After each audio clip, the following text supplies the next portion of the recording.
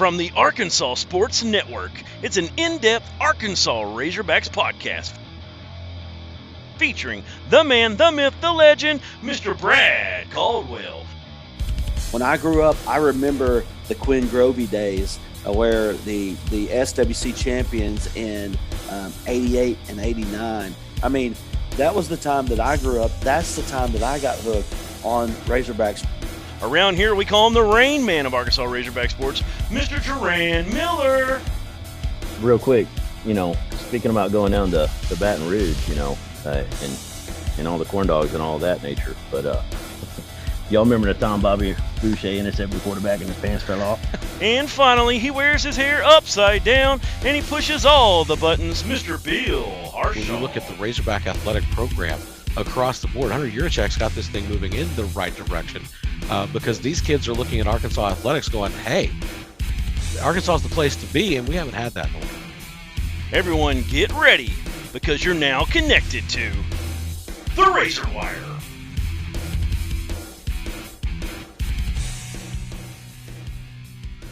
And welcome into yet another episode of the Razor Wire here from Arkansas Sports Network.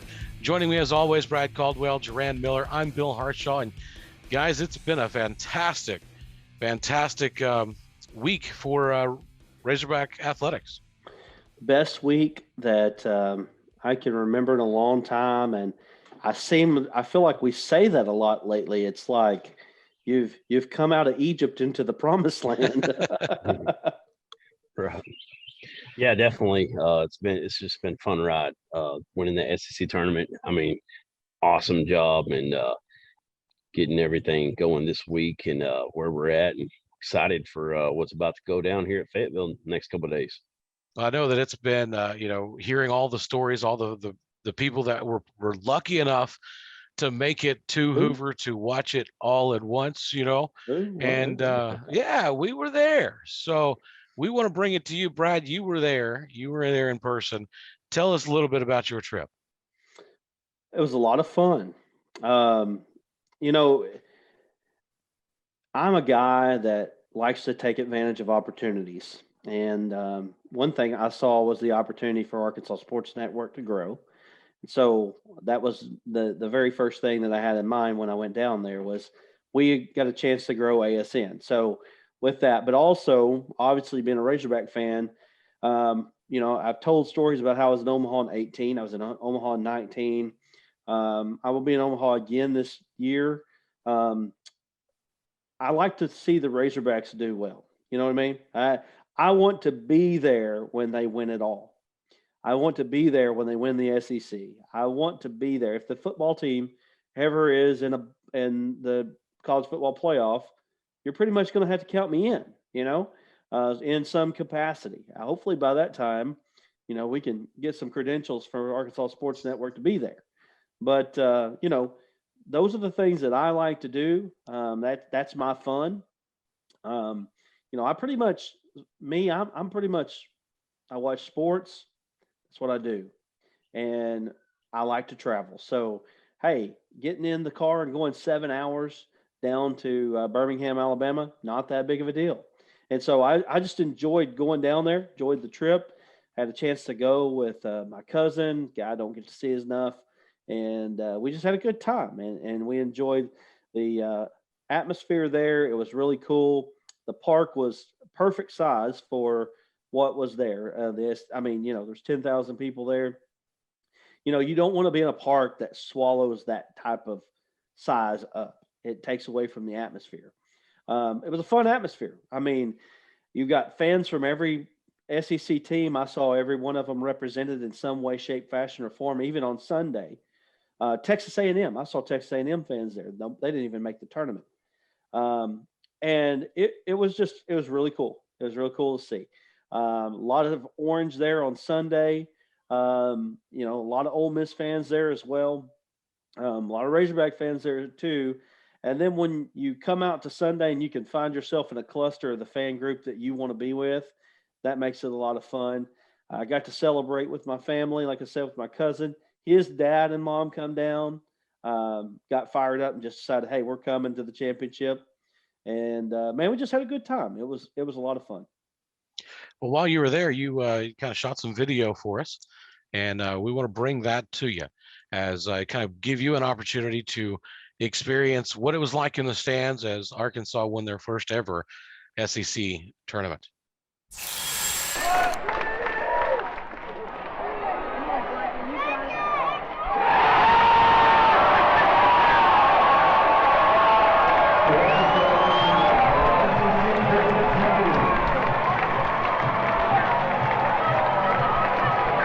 Freaking awesome. Long time coming. Everybody? Go Hogs! Go Hogs, right?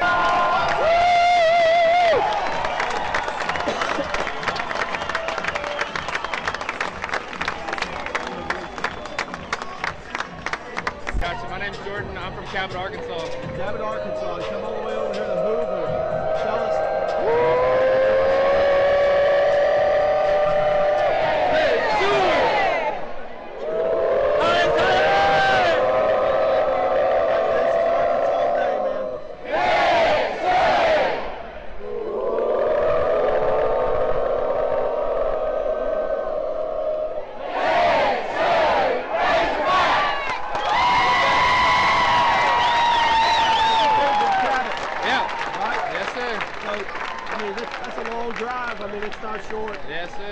Tell us a little bit about what you've seen this season.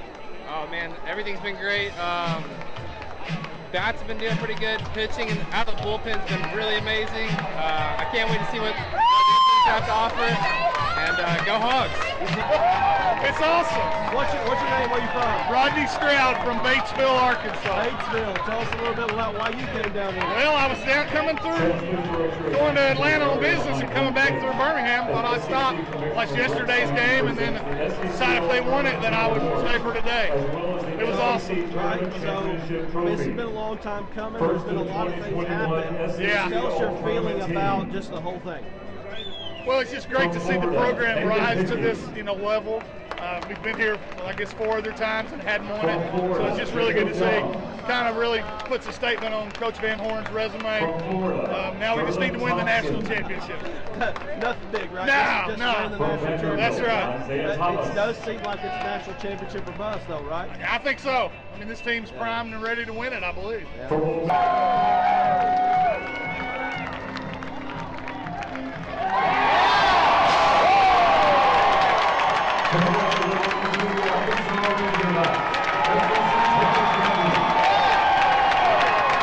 From Clayton, Arkansas. We'll see you back in Hoover next year. Man, I know you're a big ball fan. Tell us a little bit about what you're feeling right now. Oh man, this is awesome. It's the first SEC championship I've ever seen in person, so this is awesome. You've been next year, guys. 7-2. At the end of the day, you still gotta go back to Arkansas. We're seeing Omaha, maybe. Anyways, so regional, super regional, is this national championship or bust? Yes, it's got to be at this point. We've been close, so we How about them Hogs, baby? Let's go! It's national championship or bust. Are you going to Omaha? Yes, I'll be there. The full 2 weeks. I mean, this couldn't have been a better atmosphere, a better day for Arkansas to take home their first ever SEC tournament title. I know Tennessee was kind of outnumbering these fans, but they were calling the Hogs all day. It was an awesome atmosphere here. Big time, big time. So what's your angle tonight? Oh man, the fans. Just what this means to Arkansas, I think, is the biggest thing, and how much this means to the Razorback program getting their first ever SEC tournament title, #1 team in the nation, on to regionals. Is this national championship or bust? I think a lot of fans will tell you it's national championship or bust, that's for sure. You're the #1 team. You've won everything so far, so you got to win the big one, right?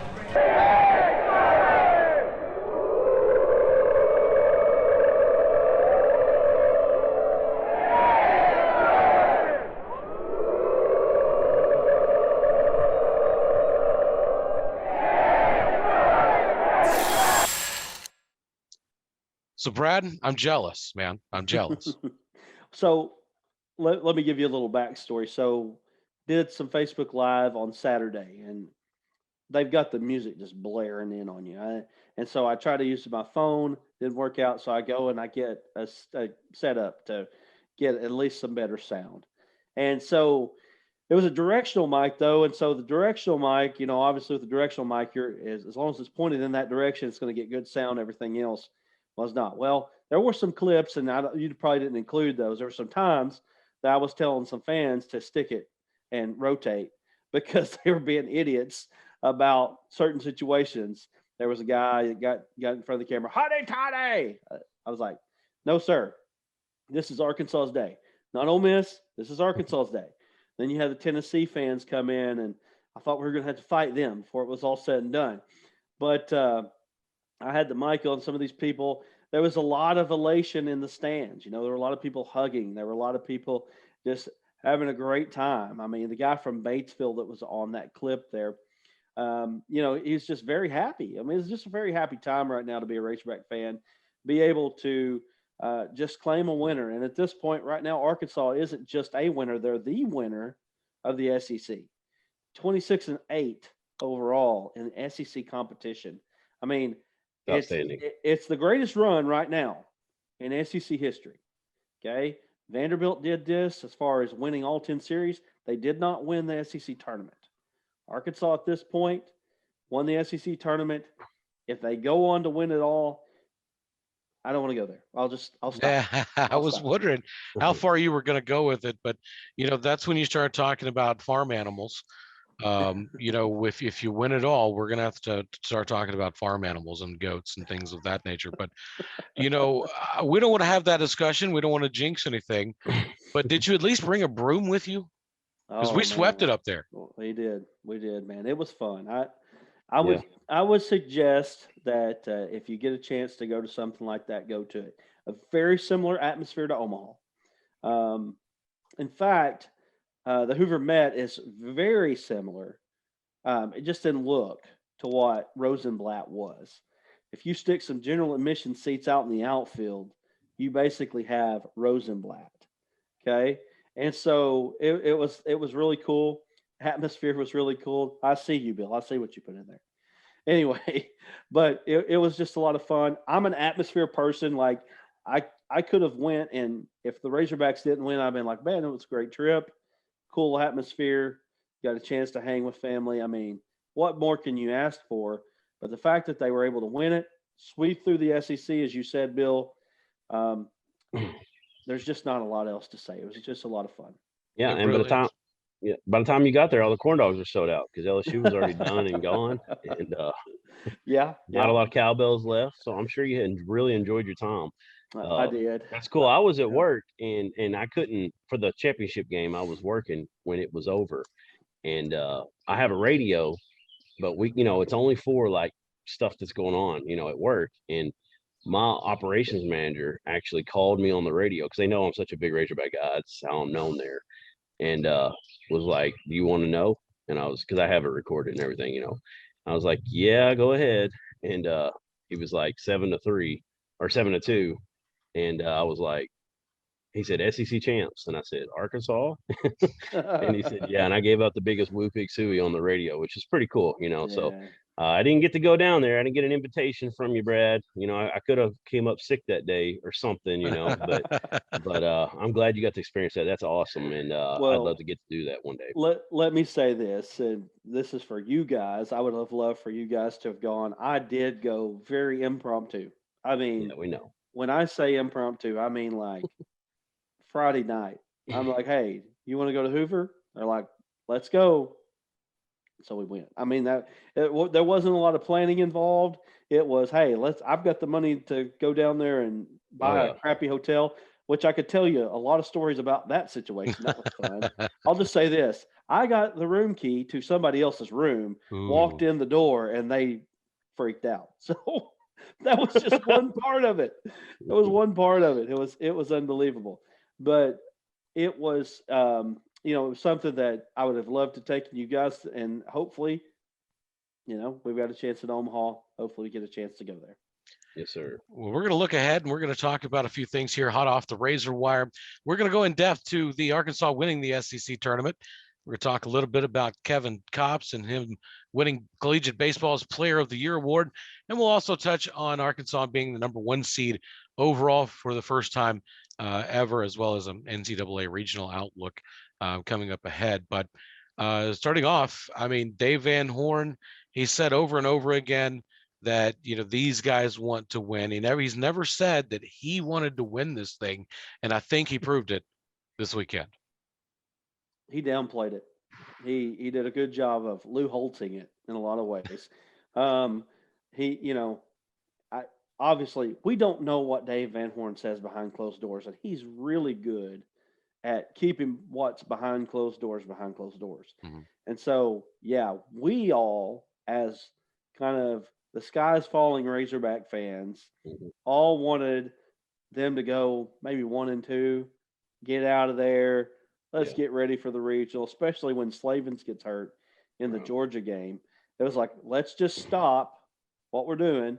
And then Vermillion looks like he tore his UCL, and everybody was like, stop, just forfeit, just stop, just get out of here. But they continue to trudge on. The greatest thing I think that may have come out of that tournament is finding guys that they could have counted on, such as Connor Noland and what he did in the Ole Miss game. I mean, we've known that we've had the opportunity to that we could have the opportunity to depend on Connor, but he hasn't been a guy that we looked at. He looked just like Kevin Kopps did against Ole Miss. I mean, it was unbelievable. I'm like, wow, we got two guys like this now, you know? And then Heston Toll comes in that same Ole Miss game, saves the day, y'all. Probably the most important outs of the game came from Heston Toll. He looked good against Georgia. He looked good against Ole Miss. We're still going to talk about this, about the almost perfect game from Lockhart. Right. Lockhart comes in and does his thing. I mean, you could not have asked for anything better from that SEC tournament. I don't think you could. And Dave Van Horn talked to the media following his big SEC championship win. And like you said, he kind of downplayed things. So here's Coach Dave Van Horn. Yeah, I mean, I think ever since, you know, we were ranked maybe number one, it just seems like the guys, they don't talk about it. We've never talked to them about it, and I've mentioned that. They just go play. And, I think everybody's given us a great effort. I mean, you look at our schedule this year, it's ridiculous. I mean, and the number of wins that we have against teams that are ranked in the top 25 it's got to be 20 or more, it seems like. I mean, honestly, it just seems like that's all we play is top 25 teams. And, we handled it. And I really like the way the team reacted today after they won the championship. I mean, they were happy and excited, just like the coaches, but they didn't go crazy, you know. They know we still have work to do, and, you know, there's going to be some good teams that we're going to have to handle if we're going to want to advance, because nothing's promised. You got to go take it, and I thought they did a nice job after the ball game. Feels great. I mean, just to win it, and, you know, now we can get over that little conversation about, you know, we've never won it. We don't try to win it. It's a tough tournament, and there's some great teams that come in here, and it usually boils down to having depth in the pitching staff. You got to stay in the winner's bracket. It really helps. And, for the guys to come out after we'd already won the regular season championship and to play like they did here, I mean, it's their makeup, man. It's their DNA. These guys show up and they get after it. They knew that I wanted to win it. And I made sure that they knew that. And we had a little meeting before the game. I called it with the whole team and just talked about how the coaches, I wanted the team to know that the coaches were 100% in to do whatever we needed to do to win this game today, that we were here to win because that's the way they'd been playing for us all year, and didn't want them thinking that we were going to hold back this guy or that guy, saving them for down the road. This was a big tournament. We wanted to win it. But for the kids to say that, I appreciate it a lot. University of Arkansas had never won this tournament in baseball, so it's big for the school. And the trophies are going to be there after we're all long gone, and they're going to talk about it one day. Well, yeah, I've gotten the team's presented me a ball or two. Maybe after a maybe 500th win, 700th win, something like that. But not maybe after a conference tournament. I don't know why they gave it to me. Maybe they thought I want to really win it more than anything, but really I just wanted to play good and fight today. And, you know, like I said earlier, we let them know that we were all in, man. We were going after it, and they did it. So what am I going to do with it? I'll put it in a shelf or something. So that's Coach Dave Van Horn talking about the SEC tournament. He's going to put that ball on a shelf somewhere, Brad. I think you said it. Oh, underplaying it. He did. He underplayed it. I'm going to let Duran talk. I've been talking too much. Well, you kind of talked about Toll and everybody. Yeah, I mean, like you said, it couldn't have been a better tournament for us. Yeah, you had the injury to Slavens, but Van Horn talked about him a little bit today, that he's actually out there without the boot on, doing a little bit of practice work. He doesn't see him probably playing, at least not the first game, because you know, there's a little bit of twisting of stuff with your front foot when you're batting. But, you know, those things are looking good there, that he's probably going to be back definitely by the super regionals and hopefully maybe by the end of this tournament. But other than that, I mean, and in the Vermilion, he had the little bicep strain. They said there was a little bit of fluid in there. They're going to try to drain that. And but they think that'll be good to go, hopefully, as well by the super regional. So not too bad there. I think we lucked out. But yeah, we found out that Heston Toll can come in some big spots and really show us some things. And it's big for this season, and it's big for moving forward. He's going to be a big time player in this program. And Connor Nolan, yeah, I mean, that was phenomenal what he did. Like you said, he looked like Kevin Kopps out there. So excellent stuff there. And Lockhart, you know, the perfect game base almost, and then one strike away, and then he comes in and gets a little bit of bullpen work. And I mean, we're set up really nice here. We've got rest for everybody, and Caleb Bolden's going to get that big start. So it was just an awesome tournament, and just great things going right now. It was a big time tournament. Then we took on a Vanderbilt team that we had never beaten in the SEC tournament, and that turned out to be one of the best games of the whole entire tournament itself. So let me back up before we do that real quick. Lockhart, I know I said I was going to talk about him real quick. Lockhart, his last two performances against Tennessee and in the SEC tournament, of course, you could throw in the inning that he threw against Tennessee in the final. I mean, dude has looked great. Not just good, great. In fact, I don't want to get ahead of myself, but he's allowed Dave Van Horn to do what he's doing in the pitching rotation. We'll talk about that here in just a little bit. But Lockhart has been nails, man. I mean, he has been unbelievable, and he looked incredible against Georgia to the point that we were one pitch away from the only ever perfect game in conference tournament history. Now, Vanderbilt. The biggest thing about the Vanderbilt game was this. Arkansas beat the supposed best team in the SEC. Now, when I say that, Arkansas swept through the SEC, got all 10 series, all this other stuff. The supposed best team, though, was Vanderbilt. Everybody was saying it. And Arkansas beat them. Really didn't, you know, I mean, they played, it was a tough game, but there's been tougher games that they've had.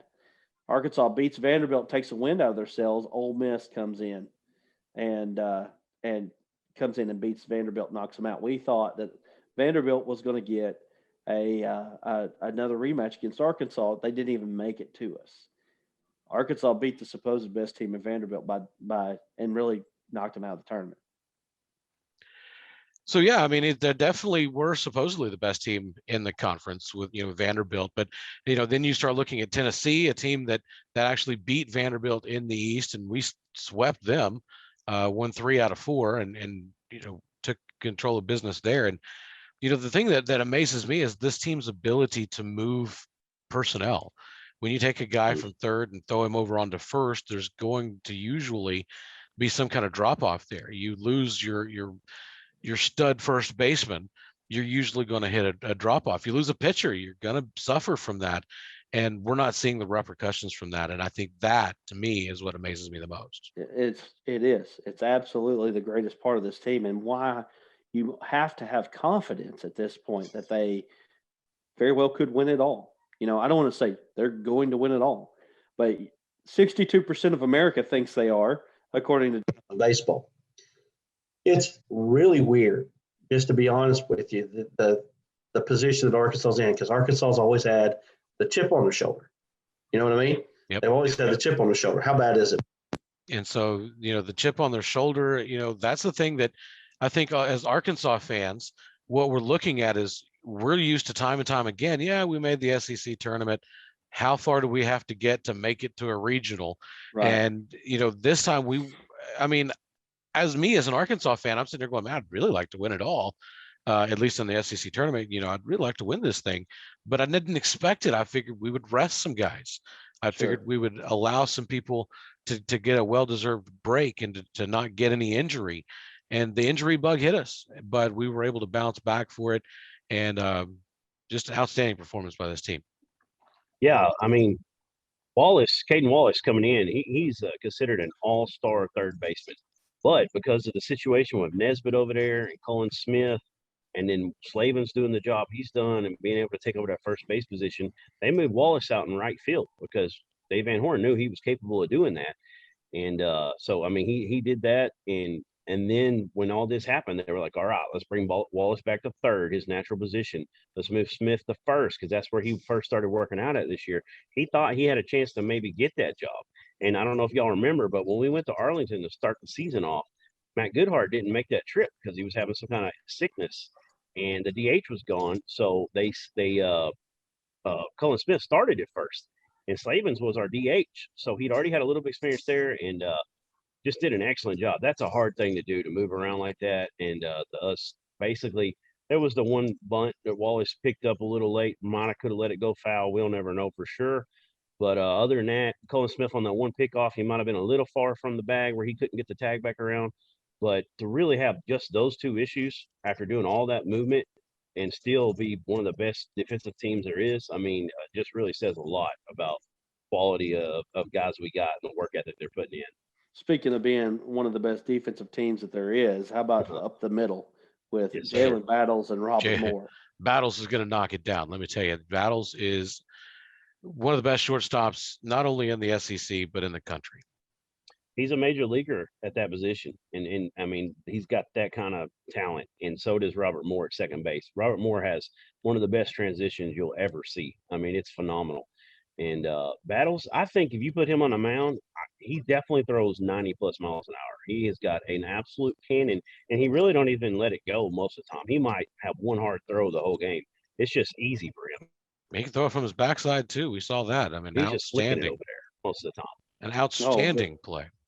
The play in the SEC championship game changed it. I mean, that play, Arkansas's down 1-0 and things don't look great. They're not looking bad, but it's not going good. In fact, I looked at somebody and said, they're ready for us today, and they seem to be getting every bounce. And then they didn't.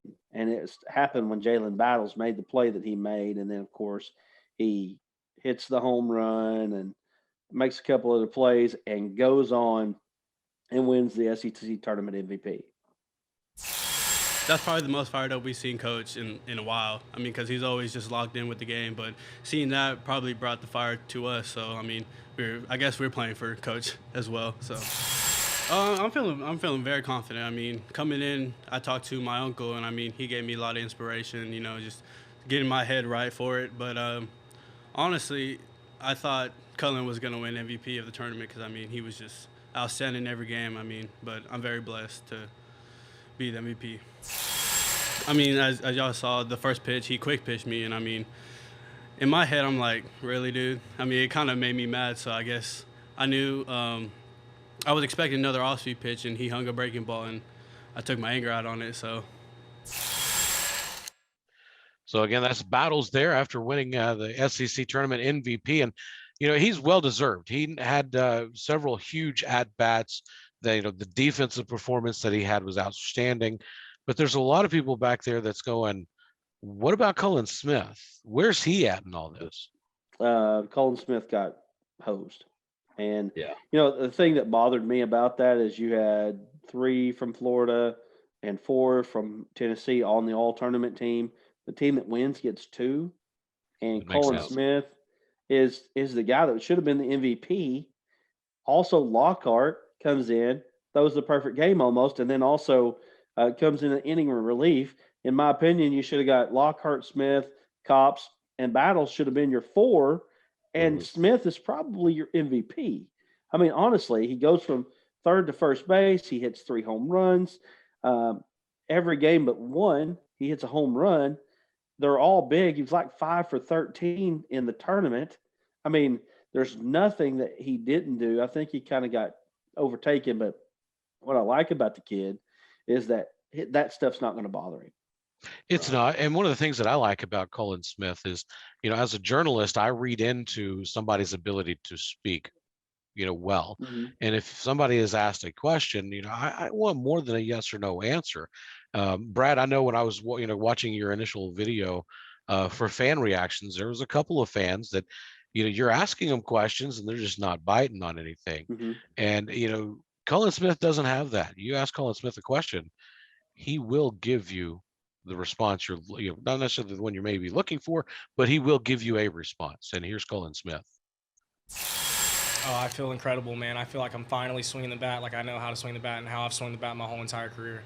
So, not to say that I thought I was swinging it bad, but I feel like I'm finally breaking out of that shell and hitting like I know how to. I believe he picked off 4 or 5 times maybe, and Bobby was giving him fits over there, and I was sitting on the first pitch heater. I knew there was 2 outs. I knew the odds of us stringing 3 or 4 hits together right there to score a run was going to be, hard. And I was just sitting on a middle heater, and I got one, put a good swing on it. I honestly didn't think it was going to go out. I thought it was. I was just hoping it got over his head. To be honest with you, I got a double out of it. But I mean, I'm sure glad it did. I'm sure glad I got it out.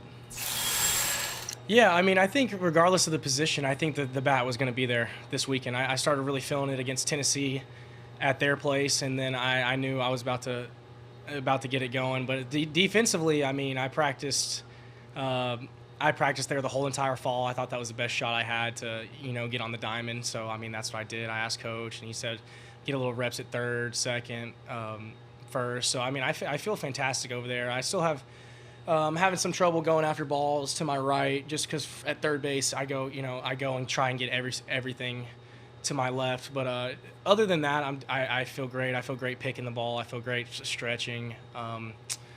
But yeah, it's definitely a heck of a lot easier than third base in my opinion. So it doesn't bother me. Yeah, I thought Wiggins did a phenomenal job. I thought their hitters did a phenomenal job. I thought them stringing together a run right there with 2 outs was fantastic baseball. I thought, Wiggins throws 98, and even when it's coming, I mean, it's still hard to hit. It might not look that way, but it is. And then I believe who came out after him, Lockhart or Costu. Costu came in, did a fantastic job. Lockhart came in and did exactly what he did the first day he threw, shoved the ball. And then, of course, Kevin Kopps is Kevin Kopps, man. He gave up a home run right there, and then did what he does. I mean, didn't face him whatsoever, and I think the dude's should win the Golden Spikes. I've never seen anything like this in my 5 years of college baseball. I've never seen a pitcher so dominant in my whole entire life, and he's an even better guy. So he deserves it. He absolutely deserves it. I mean, Jalen Battles is Jalen Battles, man. That literally did not surprise me that he did that. Not one bit. If another shortstop did that, it would surprise me. But Jalen Battles, absolutely not. I mean, the dude is an absolute big leaguer at shortstop. And he's been making plays like that all year. I mean, it's not surprising, but as a momentum standpoint, I mean, it was humongous. We came to the dugout screaming, fired up, most hype we've been the whole entire game. It's something we've never done here at Arkansas, and a team kind of bounded together and said that we want to do this for DVH, man. We want to get this thing done for him. I know he might not say it, but he secretly wants to win this thing every single year he's here, and we want to do that for him. And I don't know, man. It's hard to explain. I'm just glad we won it, dude. I think we know that we got a lot more to do. I think this was just a stepping stone in what we wanted to accomplish this year. Regular season champs, not losing an SEC series, and then now we sweep the SEC tournament. It's just another stepping stone for us, man. We want to go to a regional. I mean, we want to win a regional. We want to win a super regional. We want to win a national championship. So that's why I came here, and that's why all these guys are here. And Coach Van Horn knows that. That's the end goal for us. I mean, he sure likes this one, though. That's for sure. So, Duran, what do you think about what Colin Smith had to say there? I think it's awesome. I think what he said about, that he knew his bat was coming along, and he felt it when they went over to Tennessee, which he is from there. So, I think that kind of got him worked up a little bit for that series, kind of stepped it up a little bit. And he said he just feel it coming. And, it's just he's back to hitting how he's always hit. That's what he said. And so that's huge. And I can't wait to see how he continues on. And he helps us so much when you can get a lift right there. Because him and Nesbitt have been battling all year at third base. Nesbitt possibly, maybe, is a little bit more polished defender there. And that's what earned him a lot of time. But he's really struggled at the plate. And that's why Smith and him have kind of traded off. And now Smith is definitely taking over that role, at least in the lineup. I think you nailed it right there on the head. Is if you are looking, and Dave Van Horn has proved this, if Arkansas is looking to bring in a defensive lineup, you're going to see Nesbitt there at third because he's better defensively than offensively. If you're looking to attack, you're going to see Colin Smith there at third. Yeah, and you're going to see Colin Smith there at third a lot more than you're going to see Nesbitt from here on out. In fact, we were talking, and since they put Goodhart into left field, you could possibly see Charlie Welch continue to be the DH. You get Slavens back, you put him at first base, you put Smith at third. That's your best lineup hitting-wise. It's not even close, actually. So then you add another bat into the lineup with Slavens in the lineup as well. There's actually 2 more bats from what they had in the SEC championship game. I heard Kendall Rogers say that Arkansas's lineup is the best lineup in college baseball right now. Yep. And the numbers, as far as hitting averages, don't really bear it out. In fact, basically if you hit under 300 as a team in college baseball, they really don't consider you a contender. But the way Arkansas goes about its business, which is taking walks and trying to hit the 3-run home run, they seem to be able to do it. They seem to be able to come through. The Razorbacks, if you watch them in their offense, they're not going to score for 5 innings in a game. 4 or 5 innings every game. They're not one of these teams going to put up 1, 2, 3 and score 6 out of 9 innings. What they are going to do though is in 3 innings they're going to score 3 or 4, and that's what set them apart. That's what they did against Tennessee. 5 innings, nothing. They come out after Battles makes the play in the field. They start scoring 3 runs, and it seems like they kind of need that too. They need something to kind of get them going. But once they get going, 3 runs in the 5th, a run in here in the 6th or 7th, and then 3 in the 8th after Colin Smith hits the home run. And all of a sudden you go from a 1-0 game to 3-1 to 7-2. And that's how they beat Tennessee. Yeah, you kind of touched on it there. And the thing that's special about the lineup is they are patient. So we're 5th in the country right now for most walks, but our batting average is 75th. It's at 274 or 272. It's 75th, I know that. And our walks are 5th. Our home runs, though, are like technically, if you go by innings, it's a little lower, but it's like 3rd or 2nd right now total. We played like 66 games. Some teams are, played a little less because of COVID and stuff. But by innings, still, we're in the top like 6, 7. So, it's dynamic. It's got the power and the patience, and you don't see that a lot. The teams usually that are at the top in home runs are also at the top in strikeouts, and we're not, we're not great at strikeouts, but we're definitely not at the top. We're very patient, and that's what makes it just so tough all the way through. And you're 100% right on. It gets us going, and we might have a Colin Smith hit a 2-run blast, but then 3 or 4 innings later, we might have that inning where if your pitcher doesn't sit up there and do his job and pound the zone, we're going to score 4 or 5 in that inning. We're going to walk 2 or 3 in and then get a base hit here and there and string it along. And it's just a dynamic lineup. And it is like Kendall Rogers. I listened to that interview as well, and he hit the nail on the head. It's just they are by far the best in the country. I know one of the things, it does. Well, one of the things that excites me about it is, hitting wise, like you're saying, we're one of the best teams out there. But we were just talking just on a couple episodes of Razor Wire ago about how we did not have that Friday, Saturday starter that we knew going into the game. Hey, we can chalk this one up. We're going to get this win. But what we do have this year, and I guarantee you this, is anytime they call the cops, we're going to get that win. Yeah, but let's go to that. What your point there? You saw in the SEC tournament, again, go back to Lockhart, almost a perfect game. Okay. Bolden throws pretty well against Ole Miss. Okay. Then you got Wicklander, was our supposed best starter, has his worst outing. Okay. Those are 3 really good starters. Then Wiggins comes in against Tennessee, holds them to 1 run in 4 innings. they weren't going to throw him over 4 innings anyway. Well, actually, it was 3 1/3 or 3 2/3, I think. But I mean, they weren't going to throw him. So you found guys that you could depend on. And then again, Connor Nolan, Heston Toll. I mean, Kostu is a guy that we've depended on quite a bit. Caden Monk didn't have his best stuff this weekend. We were able to come through. I mean, there are so many guys on this team. I mean, Bates is a guy in the lineup that played well and produced. I mean, it just seems like every time there's always a next man up. And at this point, it's the winning formula. There's not – I don't know there's a deeper team in college baseball. There are SEC fans. I've seen them say, this is the Alabama of college baseball right now. And again, I go back to what I'm saying. It's so weird to be that team that has the chip on their shoulder for so long, can't get respect. I mean, we're like the Rodney Dangerfield of the SEC. No respect. You know what I mean? Yeah. And then all of a sudden, we're the giant. I saw somebody say that. We're the giant of SEC base or of NCAA baseball. I'm like, what? I mean, it's just it's surreal. It really is. Yeah. They called us the giant in New Jersey Institute of Technology, the David, in this big upcoming thing. And that's awesome. Yeah. I mean, it's just surreal, very much so. And you got to hold your breath though, because we're Razorback fans. So we got to get there. We got to win it all. That's what I'm saying. I can't wait. And then we can let that breath out a little bit because we've been so close. And, when you see a guy like Slavin stepping on first weird, all those things, that Razorback mentality, because you've had that chip on your shoulder your whole life, is always just sitting there and you worry about it. But as this year's gone on, early in the year, I was like, I don't know if we're number one just yet. And then I was like, yeah, we are. We've earned it. On paper, you definitely can't say we're not.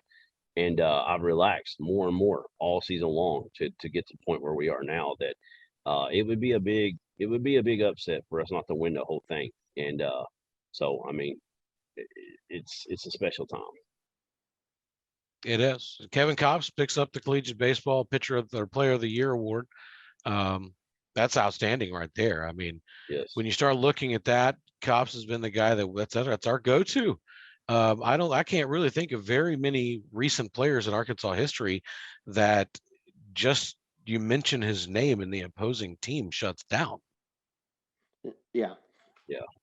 I mean, what he's doing is, it's not just on the level of like certain baseball players now. We're talking about is what he's doing now on the level of what Darren McFadden did.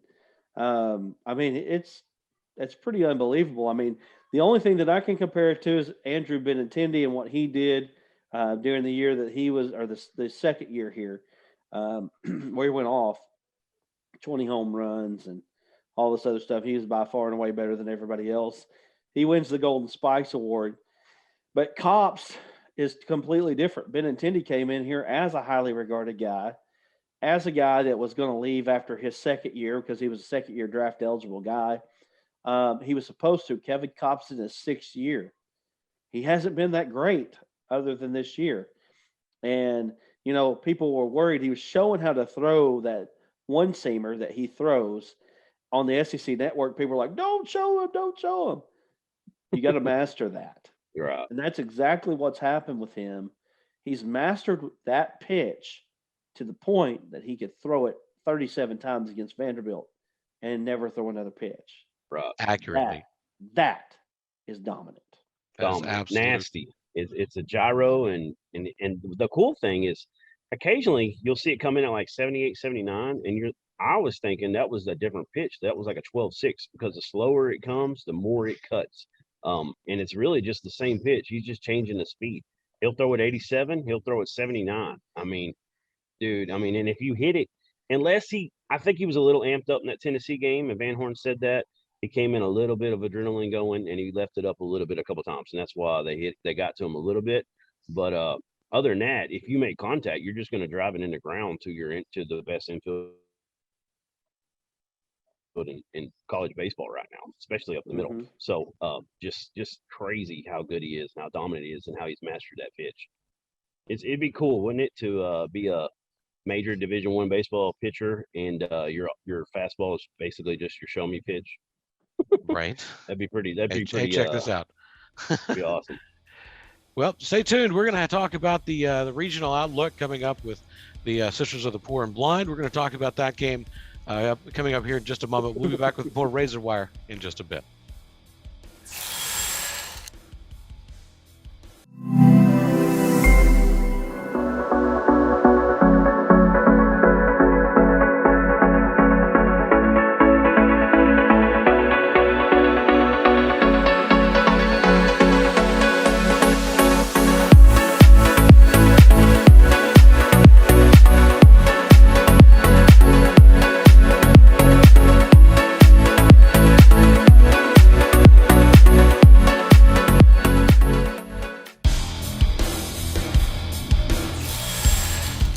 Back here on Razor Wire, and guys, we got a big regional coming up in Fayetteville. We're taking on NJIT, and Durant, tell me what you know about them. Well, they're 26-22 on the year. They haven't played any major power conferences. They got the automatic bid out of their regional tournament, or sorry, their district tournament, their conference tournament, because of basically they were undefeated. They were 2-0. They beat Albany, which was a little bit of an upset in the first round. Albany had won most of I don't remember if they played 3 or 4 this year. I think it was 3, and Albany had taken 2 out of 3 from them in the regular season. But they won that game, and they stayed undefeated. So they were 2-0 going into the championship, and then it just got rained out. They tried to come back and play it the next day, and the weather just didn't work out. So they, by automatic bid, they get in the tournament. It's their first ever trip to the to the NCAA playoffs, and so it's a big deal to them and a big accomplishment. So we're gonna start Bolden in that game, and Dave Van Horn said that they have a lot of right-handed pitchers. That was one of the main reasons, and he just liked the matchup. So let's just go with it, and hopefully we can get the W there. So what Dave Van Horn won't say is that he's really confident that they're going to beat New Jersey Institute of Technology. I mean, let's just be honest. He's told them how well coached they are and how they got all these stuff. I'm sure he's told his team all about it. Right. Oh yeah, I'm sure. But at the same time, we know that if he felt like that New Jersey Institute of Technology was going to beat him, he'd throw cops. I mean, right. They're just at this point. I feel like that you're probably going to score enough runs no matter what. And I will. Yeah, go ahead. I will say this about them: they are 71st in the nation, or I'm sorry, they're 44th in the nation with hit by pitches. They've been hit 71 times, and they played fewer games than us. So they will battle you up there. They have a really good pitcher. He's kind of like the cops for them. His name is Jake Rappaport. And he's got 10 saves and 8 wins on the year. Left-handed pitcher. So I mean, he's pretty good. Now you got to think about the competition he's played against. Stony Brook, Albany, Tolson, teams of that nature. So I mean, it's not like going through an SEC slate.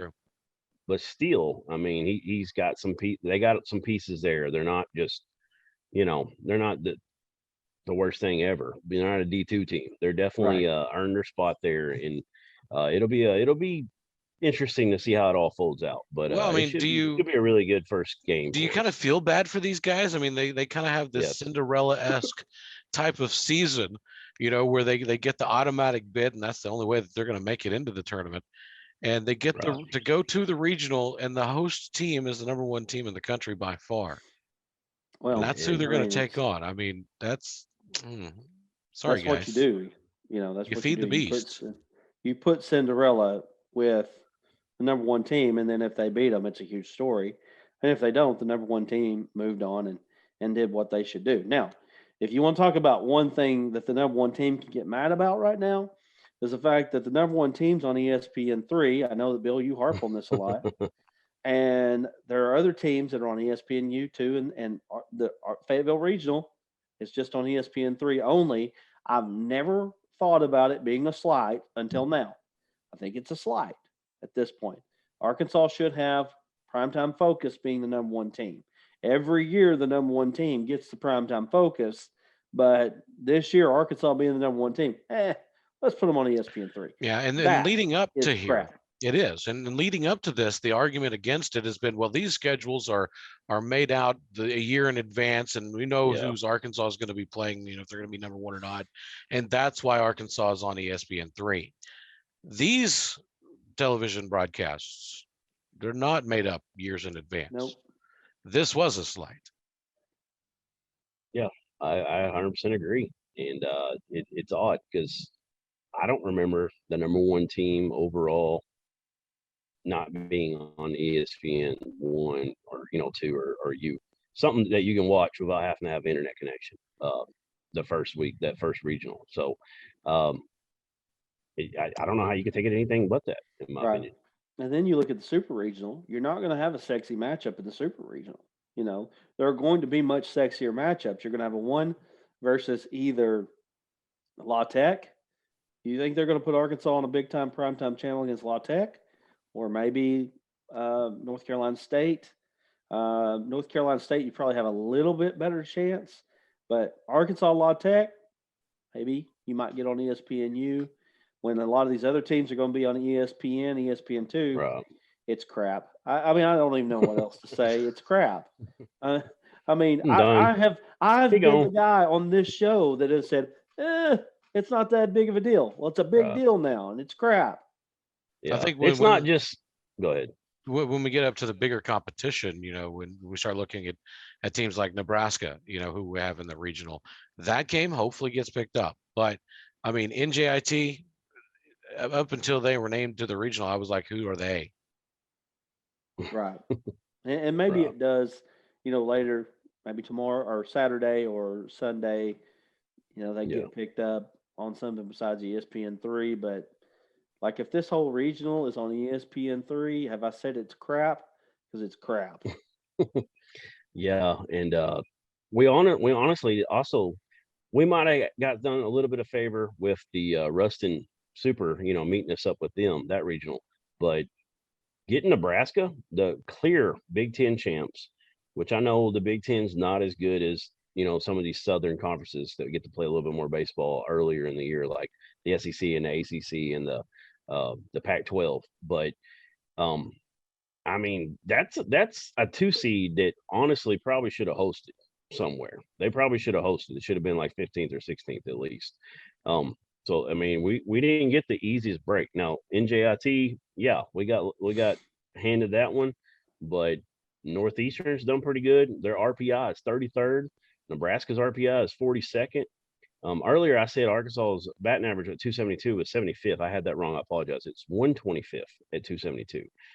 Nebraska is at 104th with 276, and Northeastern is actually 26th in the nation at 291. Northeastern also does a lot of hit by pitches. They've got 74, 3 more than NJIT, and they're 37th in the country coming in. So Nebraska, they did a really good job in their conference, and they played nothing but conference games, 31-12. They won 2 out of 1. They won 2 out of 3 against Michigan, Maryland, and Illinois, and they won 3 out of 1 versus Ohio State and Indiana. And they played Iowa 5 times. They had some weird. They would play like a 3-game series and then come back and play some 2 games later. It was just kind of strange how they did all that this year. But they won 3 out of 2 or 3 out of 5 against Iowa.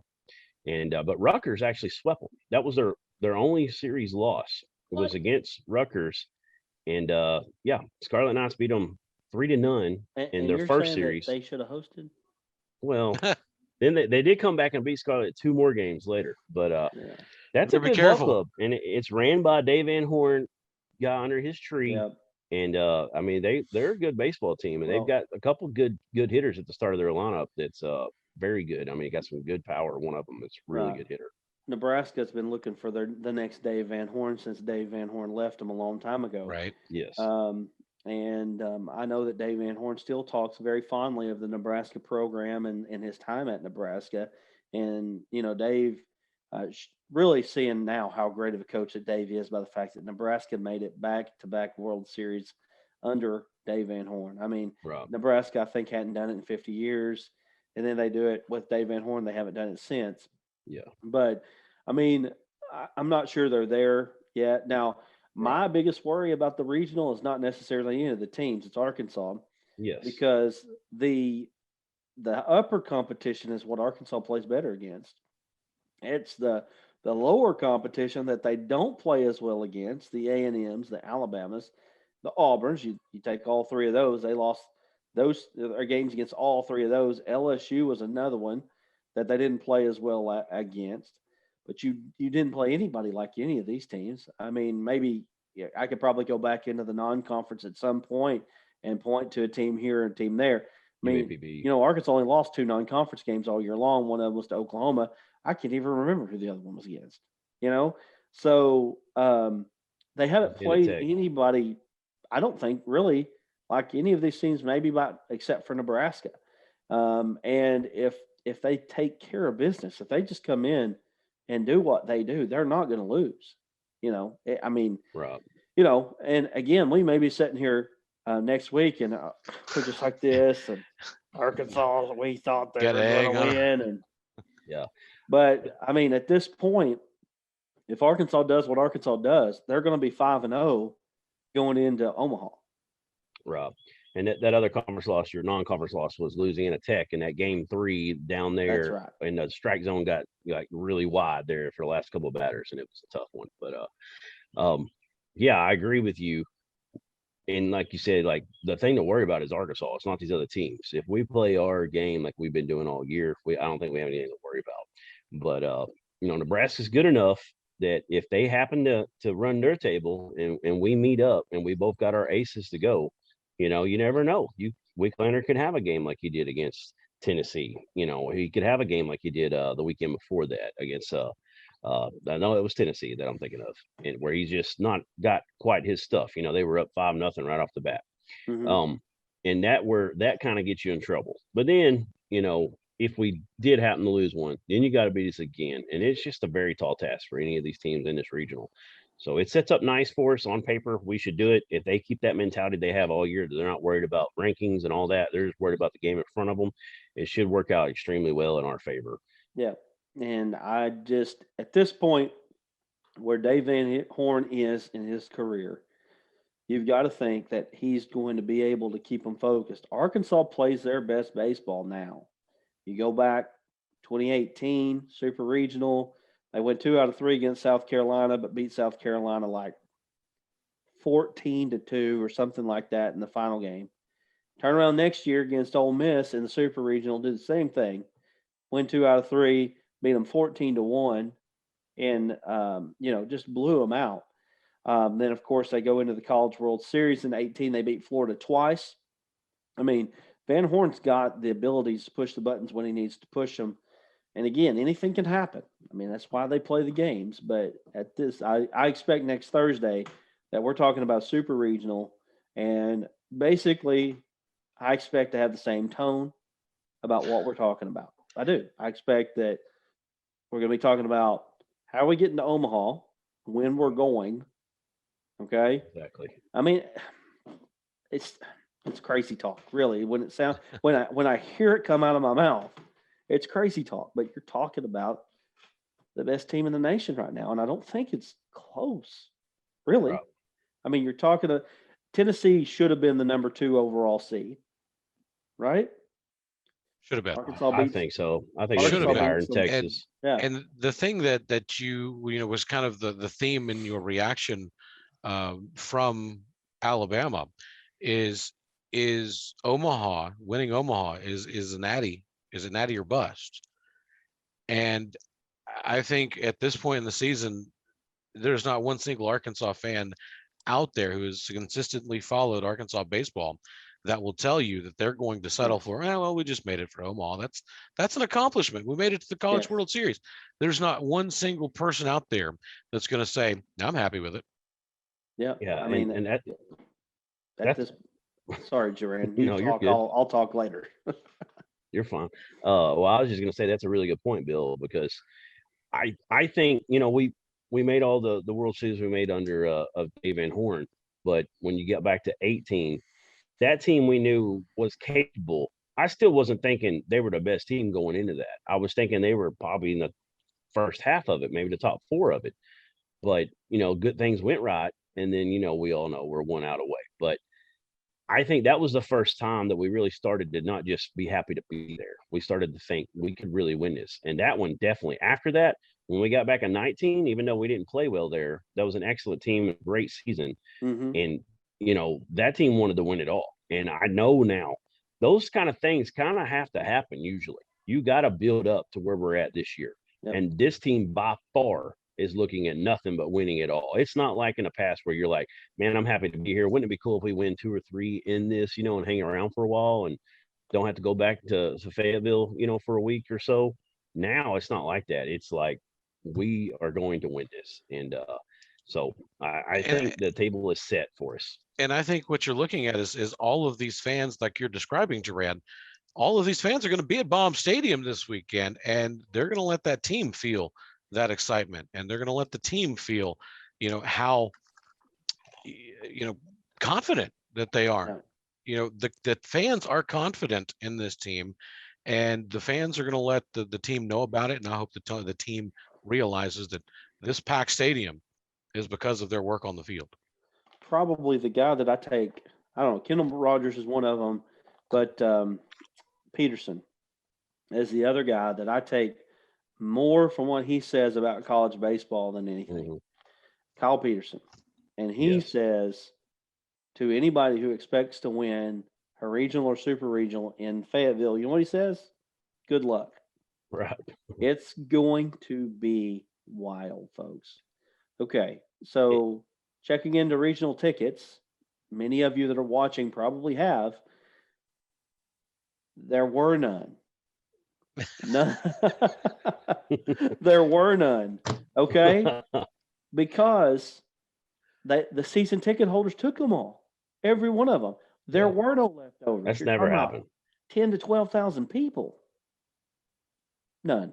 There are none. So that place, starting tomorrow, New Jersey Institute of Technology, who had 70 people at their first game, they're going to get to feel what 11,000 people is like. Yep. Oof. And it's going to be it's going to be electric. It's going to be a fun environment to be in. If there's any way possible that we can make it, we'll be there. We'll be getting all the reactions as they come out of the facility. Hopefully they're not as drunk as those Tennessee guys were in the other reaction video, but it's going to be a fun atmosphere up in Fayetteville. And I hope that I can get up there. I'm working on that right now. I hope that I can be up there to be able to get some of the reaction to regional and hopefully super regional, and then hopefully Omaha. But I've already made my plans for Omaha, so I'm going to be there. And I'm going to be in Omaha. Are the Razorbacks going to be there? Right. Because if they're not, I'm not going. Right. Omaha. My schedule's cleared for Omaha, so I got to stick it out a couple more weekends here for during these regional supers. But I've gone to the last 2 regionals in Fayetteville, and it was a hog pen thing. And you could just call up there on Thursday when they went on sale, and you could get it on your cell phone, scan your barcode, go in. You can't do that now. There's people standing out in line Tuesday for hog pen tickets, and or not tickets, but to get their spot. Once they open up, you see them all running out there with their lawn chairs, trying to get their place. That's insane. But you can't do that this year because, like you said, Brad, I mean, they just bought them all out, and that's never happened. I mean, that is how crazy it's going to be. So, good luck, NJIT, and anybody else we play the rest of that weekend. Nebraska, Northeastern, Sisters of the Poor, Cousins of Mercy, whatever else, whoever else we play. Maybe they'll join up teams and play. I don't know. Whatever it is, good luck. I mean, 12,000 people. I was talking to Ryan Folks a couple weeks back, and he talked about the hog pen. He talked about the energy that comes out of the hog pen, how it sweeps across the stadium. That's going to make nuts. Yeah, it is. It all starts from the hog pen, he said. That's what he said. I would love it to just come out there and we just start knocking out, hitting bombs, having one of those. I mean, this team, let's be honest, they're in the UCA, UALR top. I mean, well, maybe not UALR. I was trying to say UAPB, but their UAPB had a pretty rough year, but UCA maybe. We could really, it would be awesome to come out there and have like a 12, 14 run game. And I mean, that would be so exciting. The fans would just be going nuts. Well, there you have it. We're going to be back here next week, same time, same place. We're going to be discussing what happens this weekend and looking ahead to next weekend right here on The Razor Wire.